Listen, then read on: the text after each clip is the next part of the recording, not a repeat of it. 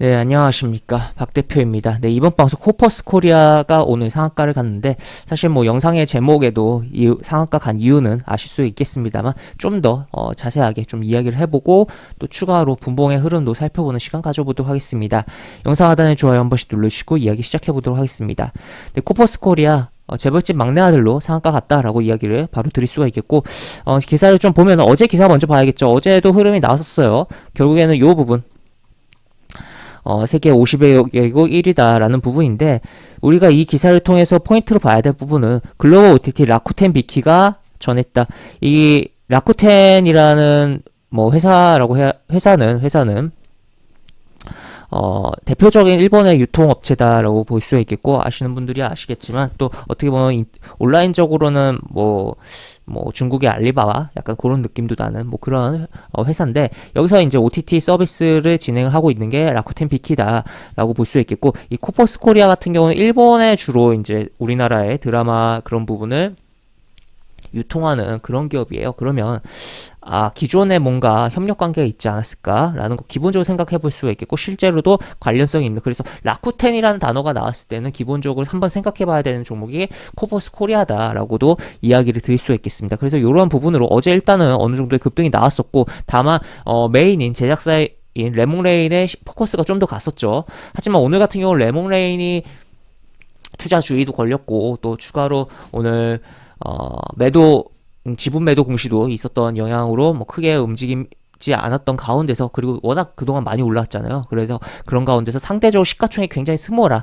종목으로 코퍼스 코리아가 움직임이 나왔고, 특히나 오늘 또 이런 기사도 나와줬습니다. 여기 보시면 이렇게 이 기사를 통해서 어떻게 보면 매물이 어느 정도 나오는 것을 해결하고 상한가를 굳히는데 도움을 줬다라고 볼 수 있겠는데, 재벌집 막내 아들의 일본 유통권을 보유하고 있다라는 내용이 있다라는 거죠. 그래서 이런 부분으로 주가가 상한가를 기록을 했고, 이 종목 같은 경우는 뭐 아까도 이야기 드렸지만 OTT를 이제 일본 그 드라마를 일본에 이제 유통하는 뭐 그런 기업이다 보니까, 요번에 이제 코로나의 부분으로서 굉장히 뭐 수혜를 받으면서 실적이 뭐 좋아진 측면도 있어요. 그리고 여기 보시면 볼까요? 여기 보시면 이런 식으로 부분이 있고, 또 이 일본에서의 우리나라 드라마가 뭐 대표적으로는 넷플릭스에서의 이태원 클라스를 들 수 있을 것 같은데, 정말 초장기 집권을 하면서 1위를 찍었던 전력도 있고, 그런 부분으로서 뭐 하여튼 우리나라 드라마에 대한 관심이 다시 한번 뭐 높아져 있는 뭐 그런 상황이다. 드라마뿐만 아니라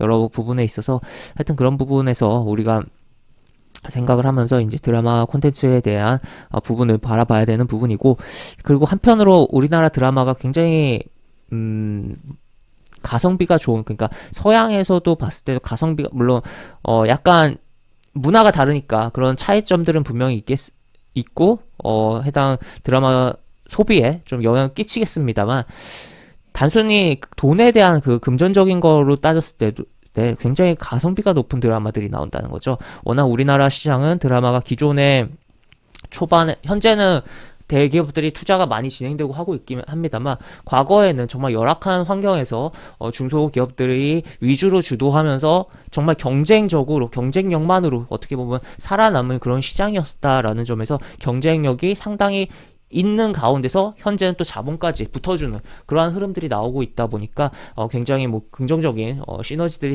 나오고 있는 부분이고, 점점 우리나라 드라마의 그런 주제들도 콘텐츠의 그런 주제가 제한된 점들이 굉장히 있었는데 많이 확대되고 있는 부분이 있다라는 거죠. 그리고 아까 이야기 드렸지만 가성비가 높다라는 점은 결국에 그런 가운데서 기존에 뭐 미국이나 뭐 그런 영국에서 뭐 제작한 드라마에는 편당 막 몇백억 들어가는데 워낙 스케일 크게 하잖아요. 정말 돈으로 쏟아부어서 밀어붙이는 그런 것들이 많은데, 우리는 그렇지가 않다라는 거죠. 오히려 한 그 정도 금액이면 오히려 하나의 드라마를 다 만들어 버리고도 남을 수 있는 뭐 그러한 부분들이 있다 보니까, 넷플릭스 같은 경우는 우리나라 컨텐츠 드라마들을 굉장히 유용하게 활용하는 게, 그렇게 가성비 있게 큰 투자, 뭐 어느 정도의 투자를 하고서 그 이상의 퍼포먼스를 만들어내고 가입자 증가를 일으키기 때문에 좋아하는 부분도 있다라고도 이야기를 드릴 수 있겠습니다. 하여튼 다시 넘어와서 코퍼스 코리아에 대해서 보면은, 결국에 라쿠텐과의 관련성도 생각을 해보면서 일본 유통의 담당이다 보니까 움직임이 나왔다라는 거 체크를 해볼 수 있겠고,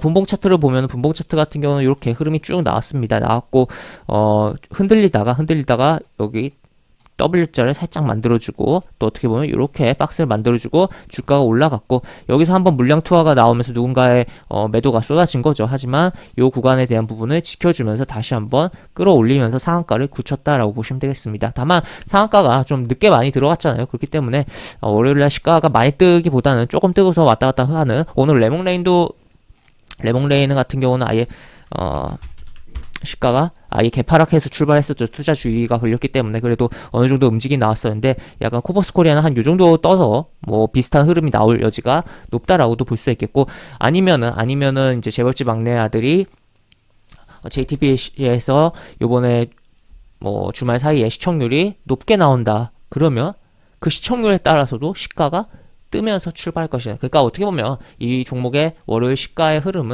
뜨는 흐름은 재벌집 막내 아들의 시청률에 달려있다 라고도 보실 수가 있겠고, 또 추가로 그 사이에 뭐 진행되는 OTT 서비스들에서의 글로벌 순위에 대한 부분도 영향을 줄 수 있는 부분이겠다라고 보시면 되겠습니다. 하여튼 그래서 이러한 흐름으로 결국 전일에 이어서 멋진 흐름이 나온 상황인데, 트레이딩 관점으로 어느 정도 볼 수 있는 부분이 있고, 다만 뭐 단기적으로 워낙 많이 움직임이 분명 발생을 했기 때문에 조심해서 당연히 봐야 되는 측면이 있다. 항상 뭐 주식이라는 게 주가가 급등을 했다라는 것은 시장에 관심을 많이 받았다는 것이고, 그러면 그만큼 변동성이 커져 있는 구간이기 때문에 트레이딩적으로는 항상 뭐 볼만한 측면이 있습니다. 거기에 이제 사람들의 시선이 쏠리고 돈이 쏠리기 때문에.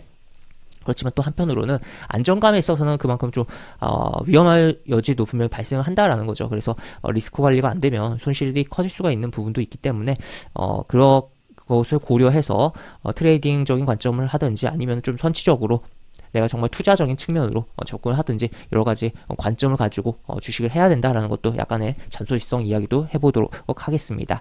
네, 이렇게 볼 수 있겠고, 영상 하단에 보시면 설명과 댓글 부분에 동일한 링크가 들어갑니다. 이 링크 타고 들어오시면 제가 운영하는 무료 카톡방으로 입장하실 수 있고, 입장하시면 여러가지 장주 시황 관련 코멘트, 속보 관련된 부분, 여러가지 부분들, 또 무료 공개 추천주도 진행하는 부분이 있습니다.